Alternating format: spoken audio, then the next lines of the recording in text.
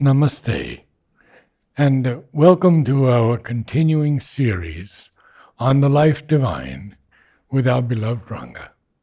We are now on page 376, getting close to the end of Brahman, Purusha, Ishvara. Not too many pages left. So we begin with the sentence, in any case, if spirit is the fundamental reality. So I remember last time we had in the previous para, he has discussed the nature of time and space, and it was quite a detailed discussion. And there is no time and space in the supraphysical worlds. There is no time and space there. But here in the physical world, there is time and space. Even when you go to the self, time is suspended. Time is not there for your consciousness, but it is there in the physical world. You see all the movement down below, but you are in a condition where there is no time nor space, because you are there everywhere, but still you are you. So you have a personality, but you are not stationed anywhere. Okay, so that is what he has discussed, and it's quite not a very easy concept to understand, but he has described space as objective self-extension. The divine is objectively extending himself, objectively. And time is subjective self-extension. You can understand it as you want, because more than that, I don't think we can explain. You have to experience it. So Because on the mental level, it's very difficult. Very difficult to understand. Yeah. Okay. But you can understand that here there is time and space, but when you go up outside your body, there is no time as such, because you are in a static condition. If you are in a static condition, no movement at all, naturally time is not there. You see, like Eckhart Tolle, he is a German mystic, and he came to Pondicherry also. Eckhart Tolle, yes. Yeah, Eckhart, I think. Yeah, Eckhart. Yeah, and he has written a book called The Power of Now, Yes. which is exactly the same thing as saying that the static condition of that condition, when you are, there is power and there is understanding, there is consciousness and all. So wherever he goes, he gives a talk on that. But of course, there are planes far above that also, which many don't have not experienced, and they feel that this is the last and final principle of existence. But it's not so. It goes on and on and on. Then there are these Japanese masters who say, I live in the now. Yes. And, when I eat, But when you eat, you're thinking of all these other things. Yeah. So that is a sense of time The same and thing. space also. I live in the now means I am stationed in the self, Yes. in the nirvana consciousness. So we read the para. In any case, if spirit is the fundamental reality, time and space must either be conceptive conditions under which the spirit sees its own movement of energy, or else they must be fundamental conditions of the spirit itself, which assumes a different appearance or status according to the status of consciousness in which they manifest. In other words, there is a different time and space for each status of our consciousness, and even different movements of time and space within each status. But all would be renderings of a fundamental spiritual reality of time-space. In fact, when we go behind physical space, we become aware of an extension on which all this movement is based, and this extension is spiritual and not material. It is self or spirit containing all action of its own energy. This origin or basic reality of space begins to become apparent when we draw back from the physical. For then we become aware of a subjective space extension in which mind itself lives and moves, and which is other than physical space time. And yet there is an interpenetration. For our mind can move in its own space in such a way as to effectuate a movement also in space of matter, or act upon something distant in space of matter. In a still deeper condition of consciousness, we are aware of a pure spiritual space. In this awareness, time may no longer seem to exist because all movement ceases. Or if there is a movement or happening, it can take place independent of any observable time sequence. A difficult paragraph. Difficult, but we can still get some inkling of what he's saying. Yes. We'll discuss it. Okay, so the first thing he's saying here is that there are different worlds, right from matter, which is the lowest, right up to the superconscient, which is the highest. Actually, there is no highest, but for our mental conception, he is talking of spirit at the highest level and matter at the lowest level, and between these two, there is a graded ascension of planes of consciousness, planes of substance, planes of power, and also planes of Ananda. They are all there because the ultimate reality is Sat Chit Shakti Ananda. It is a substance which is conscious of itself and which has got the power to mold itself into anything it wants, and it also enjoys what it is doing. This is Satchidananda. In Savitri, Ashwapati is climbing up all these planes of existence. Yes. Is that similar to this? Absolutely the same thing. Okay. These graded planes of consciousness are there, and you can divide them as you want, and they are, the higher is subtler and more concrete than the lower. The subtler it is, the more concrete and real it is. I was talking to you about the scientists who just went there, and it is 10 times the supraphysical worlds, which are subtle, but they are 10 times more real than the physical world. The subtler, the more real. It's something almost contradictory for us. Yes. But that's exactly how it is.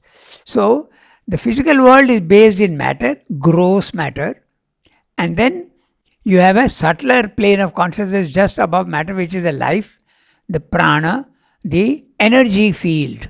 Then you have the mental field where thought is possible. And the substance also becomes more and more subtle, more and more subtle. Your emotions are not abstract. They are made of substance. You can see the colors, and you can see the colors and the forms it takes. Okay? So, thoughts also have a substance, and there also they have color, form, shape, everything.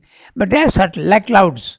Clouds also are substance, but they can change form. So, these are also very similar. In fact, cloud is gross compared to life and mind.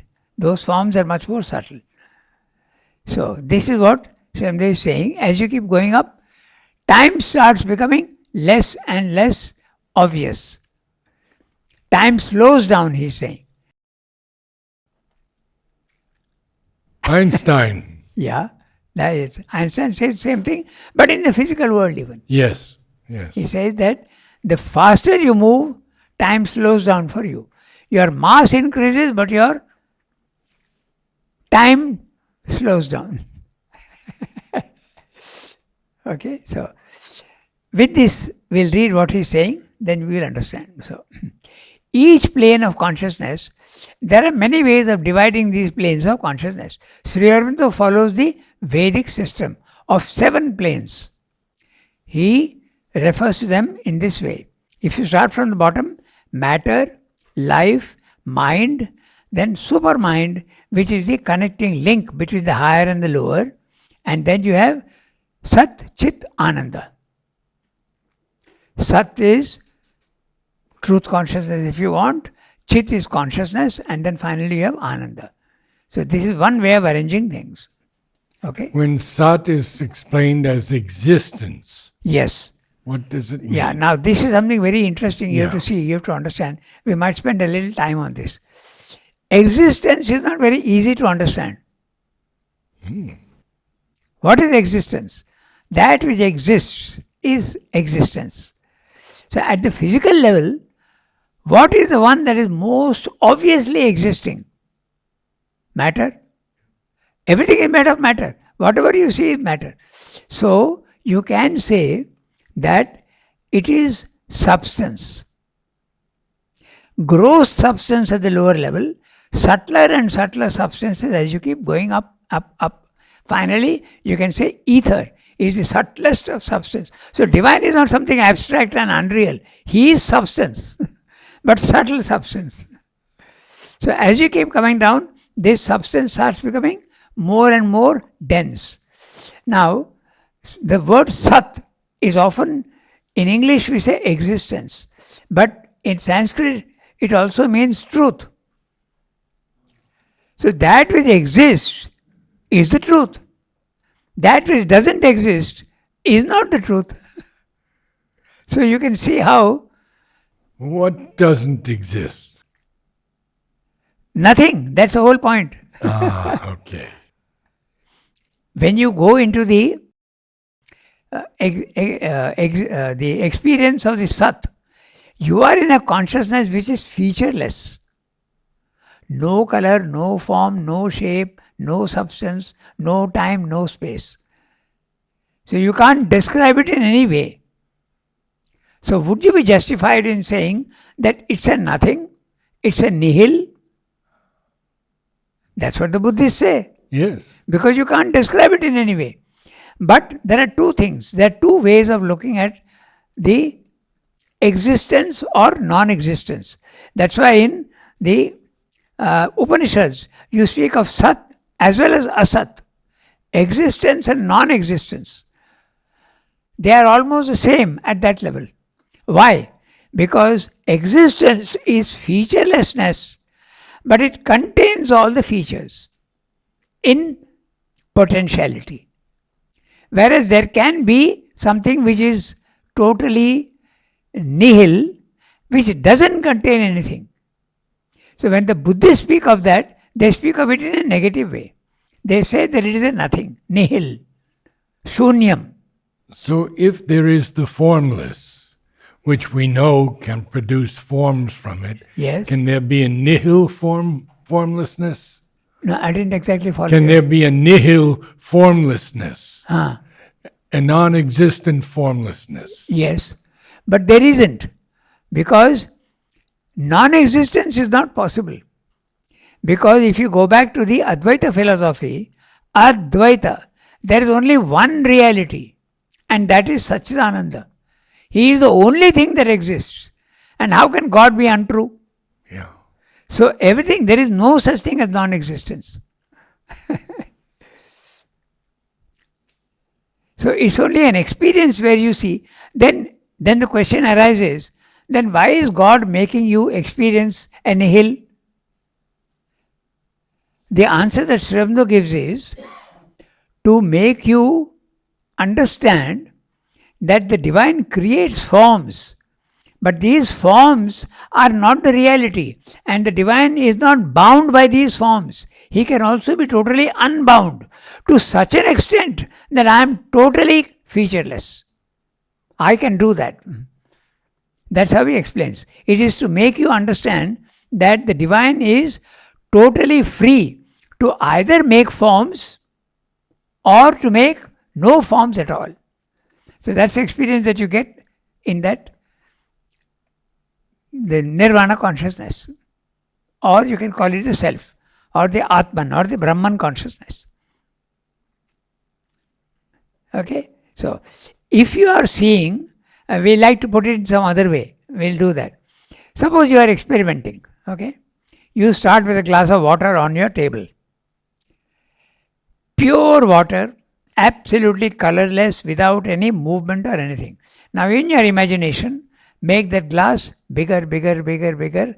The water also is still continuing to be stable.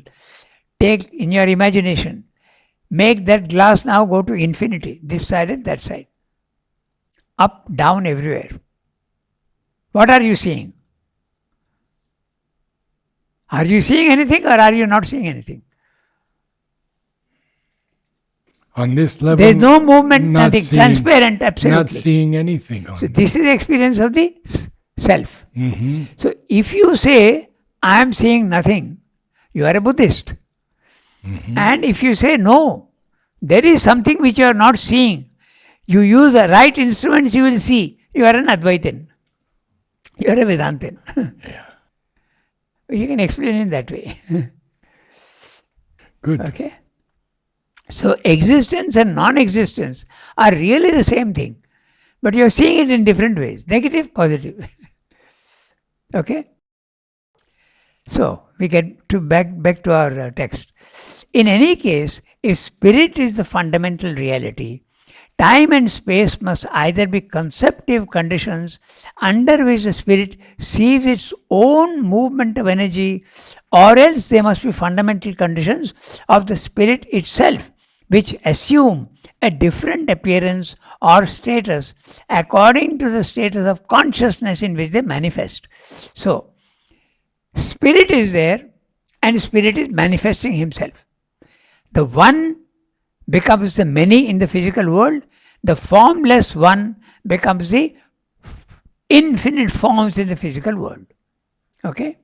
So, and there's a gradation, 7 gradations if you want. Every time there's a little bit of form, little bit of form, little bit of form. If you start with ether, for instance, you can experience nothing because it is so subtle. In fact, some philosophers say there is no ether because you can't describe it in any way. The next one is air. Air is also subtle, but you can feel it. Okay? But it is still subtle. You come down to the next one, fire. It is even more gross. Still it is subtle. Then you come down to water, which is also subtler than matter. And finally you have earth, which is a settled form. So this is, you can describe it as ether, air, water, earth. But this is not, the elements are not ether and water and earth. These are representative figures to express the density of substance which is going up. Okay? So this is how they express. And all these are not arranged like stairs. They are arranged more like a ramp. They are running into each other like rainbow colors. Even in matter, there is a divine. Even in the divine, there is the potentiality of matter. Everything is running one into the other. And still there are grades. Okay? So, Srivda is saying that at each level, time and space are specific to that field only. So, when you are in the physical world, there is time and space for you. But if you go into the vital world, time slows down. If you go into the nirvana consciousness, there is no time. In fact, Mother also had this experience, strange experience. She says that I am in a consciousness which I am sometimes moving from one plane to another plane. And those things which normally should take 5 minutes only, brushing your teeth for instance, is taking half an hour. And those things which should normally take a long time is taking only a few seconds. So she mentioned this in the agenda. Yes. So, time is relative. There is nothing fixed about it. Even Einstein says that in a different way. He speaks of the two twins, you remember? There are two twins on Earth. Two twins, one goes up. One goes into interstellar space, yes. And after 2 years he comes back. 50 years have gone by here on Earth. He is still young, but his twin has passed away. So, that is the relativity of time. Space also. So now we'll read this. So he is saying, either spirit manifests in different worlds or Spirit itself is creating the worlds and coming into it. Two possibilities. It's like you are going into the house, okay? But you have built the house yourself. The house is part of you. I create a house and I go in. So the spirit itself is creating all these planes of consciousness and dwelling in them. See, I'll read that sentence again. Time and space must either be conceptive conditions under which the spirit sees its own movement of energy, or else they must be fundamental conditions of the spirit itself, which assume a different appearance or status according to the status of consciousness in which they manifest. So all these levels are there, spirit is there everywhere. Now, he says, in other words, there is a different time and space for each status of our consciousness, and even different movements of time and space within each status. So even when you are in the physical world, time and space can vary for you also here. That's what Einstein says.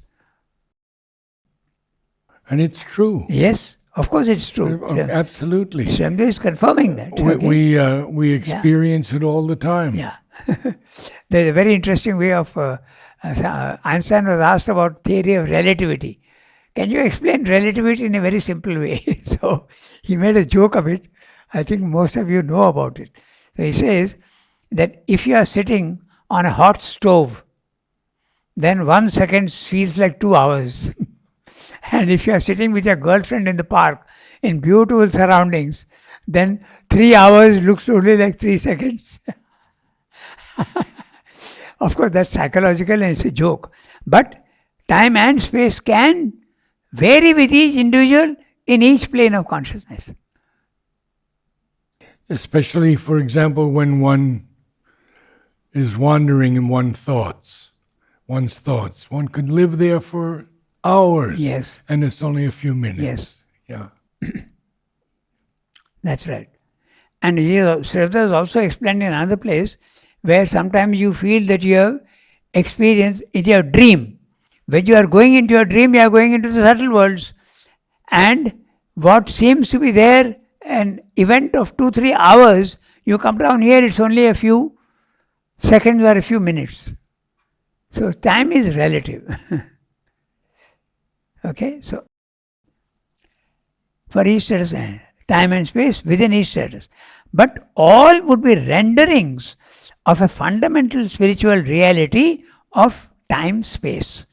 So time-space as a principle is there, and at each level it is becoming again subject to the gradation, the law of gradation. So here time and space seem to be full, but they are variable. And as you keep going up, it becomes more and more slow, space even disappears. You realize that it is spiritual space, Ranganath is saying, not physical space. Not easy to understand unless you experience it. So, in fact, when we go behind physical space, we become aware of an extension on which all this movement is based, and this extension is spiritual and not material. It is self or spirit containing all action of its own energy. Can you explain behind the physical space? So, this experience of going behind physical space is when you start observing yourself. When you observe yourself, you can observe your body. Yeah, I have hurt myself. I can observe my body. I can observe also my own emotions. But usually it occurs after they have happened.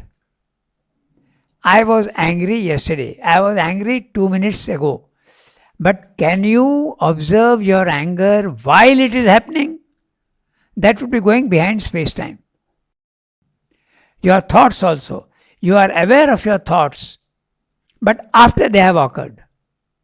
But if you are aware of your thoughts while the thoughts are occurring, what happens is that the thinker separates himself from the thoughts.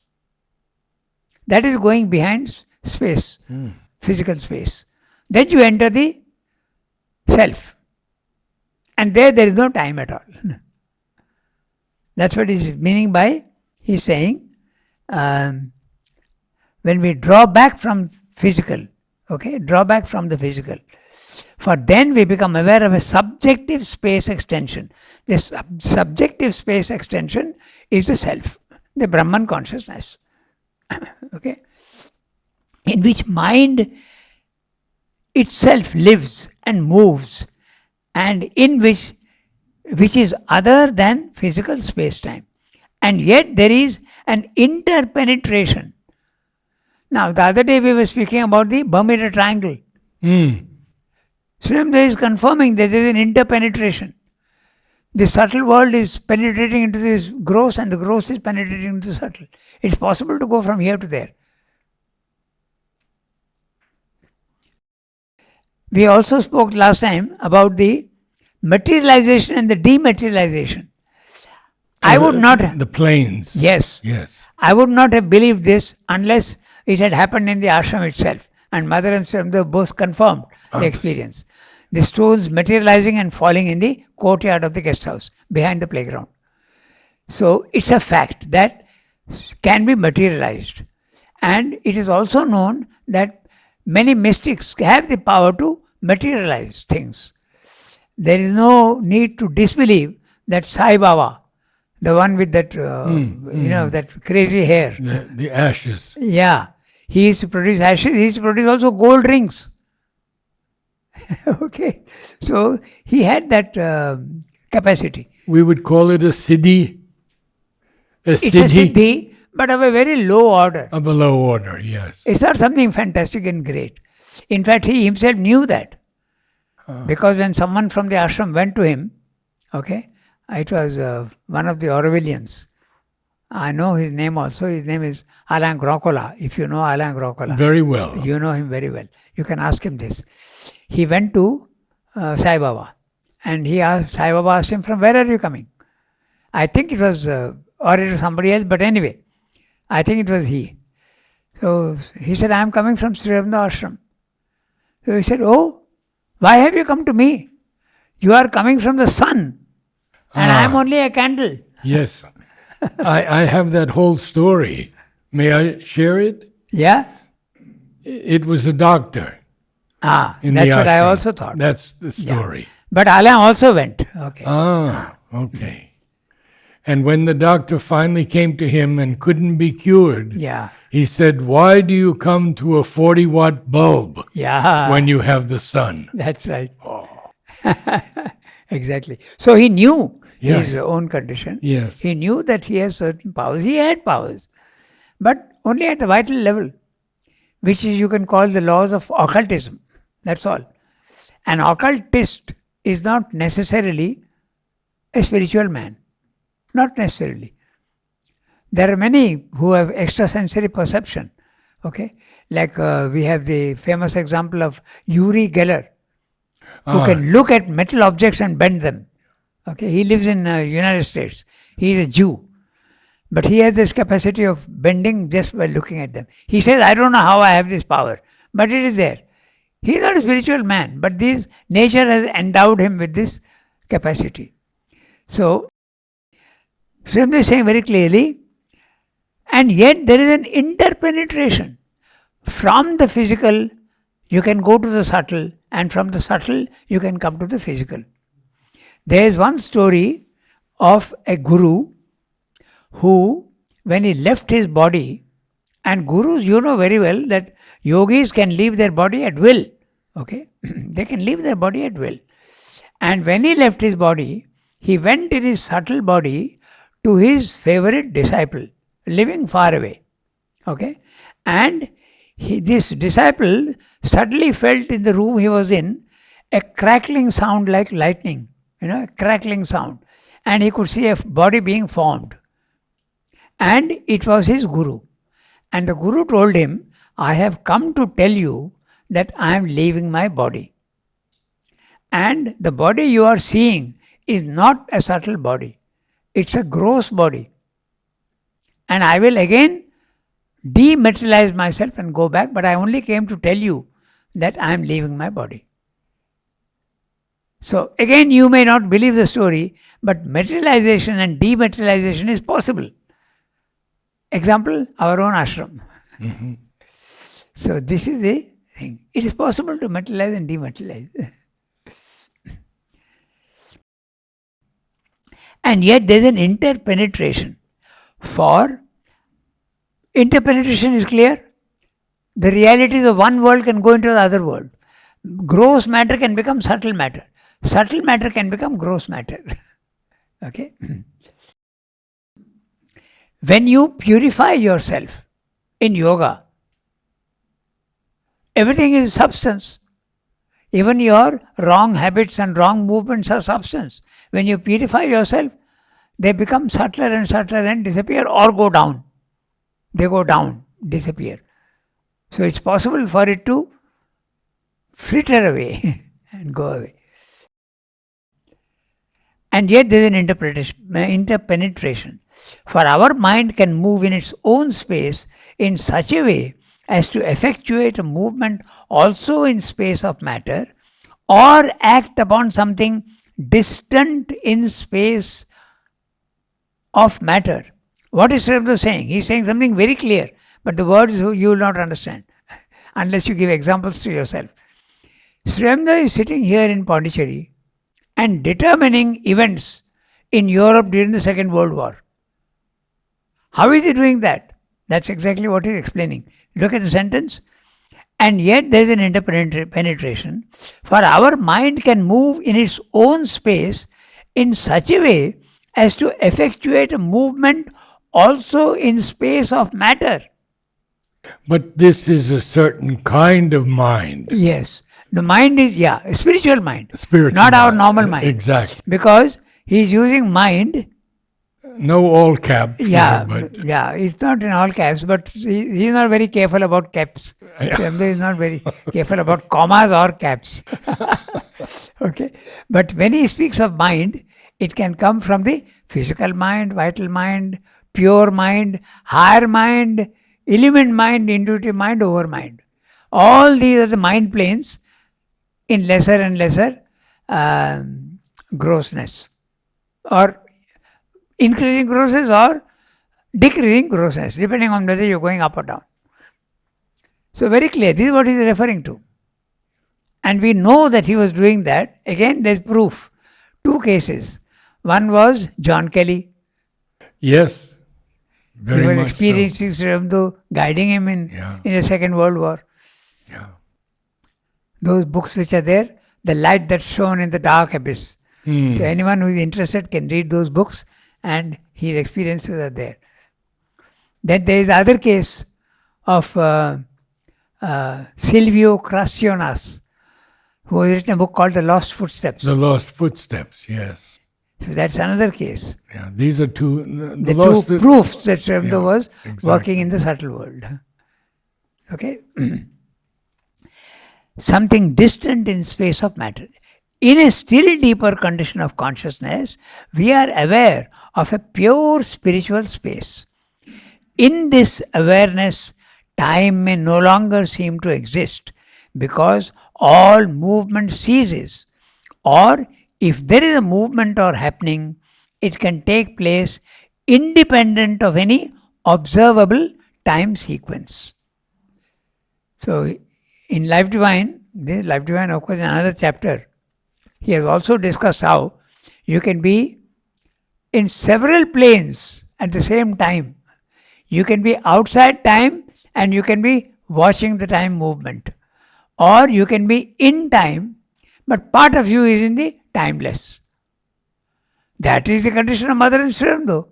Their main consciousness is not here. Their main consciousness is static up there. But they are talking to you, they are interacting with you here. That's what he's saying. Well, it's become much clearer. Thank you. If we go behind time by similar inward motion, we discussed that, by concentration and removing all thoughts, or by observing yourself, you can rise to the consciousness. Similar inward motion, drawing back from the physical and seeing it without being involved in it. Very clear, you are not there. You are outside your body mind life, and you are not involved in your body mind life, and you are looking. You are not affected by anything in the physical world. You are in the consciousness of the Brahman. You are the witness self. Okay, very clear. Without being involved in it. We discover that time observation and time movement are relative. But time itself is real and eternal. There is a time which is eternal, and there is a timelessness also which is eternal. Both are eternal. Time observation depends not only on the measures used, but on the consciousness and the position of the observer. He is confirming what Einstein is saying. Look carefully. He is saying time observation depends not only on the measures used. What measure are you using? Clocks. If you use an ordinary clock or an atomic clock or any other clock, or by events, okay, then, but on the consciousness and the position of the observer. Position depends on the framework in which you are. That's exactly again what Einstein is saying. That we discussed, you remember? If you are sitting in the train or outside the train. Your position inside will be different. Your position outside will be different. If you are sitting in the train and it is moving at 100 miles an hour, for you it is not the same. Someone standing outside will see that movement. You are not seeing the movement in which you are yourself there. For you the train is static. It's going. If the windows are closed and there is no sound, you won't even know that you are moving. Particularly on a bullet train. Oh, yes. I've been on one. It's amazing. But there is a sound, no? Some sound. So if you imagine that there is no sound and all the windows are closed, you will not know that you are moving. And if it's perfect motion, you will not know. That's what he's saying. We know that we are moving because there is sound or there is a little vibration. We know. But suppose there isn't any, then this is the experience you can have. Time observation depends not only on the measures used, but on the consciousness and the position of the observer. Moreover, each state of consciousness has a different time relation. Time in mind consciousness and mind space has not the same sense and measure of its movements as in physical space. It moves there quickly or slowly according to the state of the consciousness. Each state of consciousness has its own time, and yet there can be relations of time between them. And when we go behind the physical surface, we find several different time statuses and time movements coexistent in the same consciousness. You can be stationed in the physical world, you can be stationed in other worlds also at the same time. There you are not moving, here there is movement.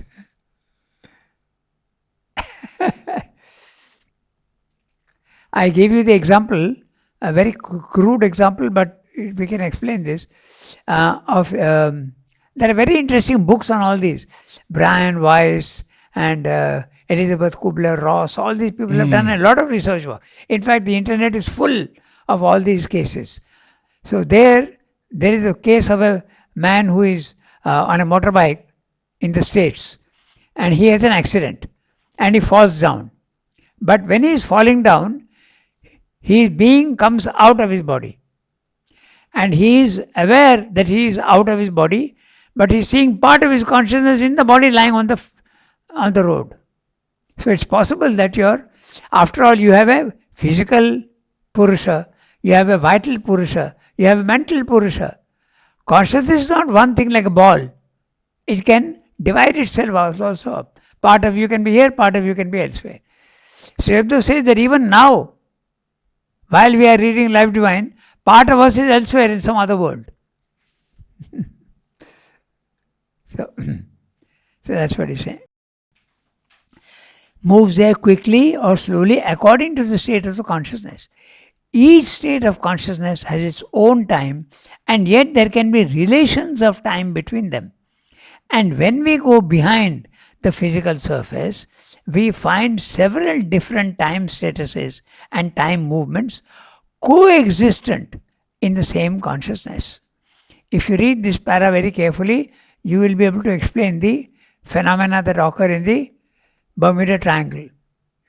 From the physical world, you are going into the subtle world, that's all. And you are coming back to report what you have seen. But sometimes you may not come back at all, like the jets that disappeared. Yes, yes. Okay. Okay, so when we go, we find. This is evident in dream time, where a long sequence of happenings can occur in a period which corresponds to a second or a few seconds of physical time. Okay, so there is then a certain relation between different time statuses, but no ascertainable correspondence of measure. It would seem as if time had no objective reality, but depends on whatever conditions may be established by action of consciousness in its relation to status and motion of being. I'll finish the sentence and come back to it. Time would seem to be purely subjective. So, Einstein says that suppose you are static, you have a mass and there is a time sequence for you. But if you are moving, suppose you are running a 100-meter race, then your mass increases and time slows down for you. But how are we to verify that? Because suppose I am taking, my mass increases, I'll take a weighing machine, let's say. But the weighing machine also is proportionally going down. So it's impossible to ascertain. If we have a clock also, the clock also will be proportionate to that, in that speed. So you will not be able to ascertain unless you are in two different planes at the same time. So, but in fact, space also would appear by the mutual relation of mind space and matter space to be subjective. In other words, both are the original spiritual extension, but it is rendered by mind in its purity into a subjective mind field, and by sense mind into an objective field of sense perception. Subjectivity and objectivity are only two sides of one consciousness, and the cardinal fact is that any given time or space, or any given time space as a whole, is a status of being in which there is a movement of the consciousness and force of the being, a movement that creates or manifests events and happenings. It is the relation of the consciousness that sees and the force that formulates the happenings, a relation inherent in the status, which determines the sense of time and creates our awareness of time movement, time relation, time measure. We will not even try to explain. You to try and understand on your own. It's quite complicated. One thing we can decide.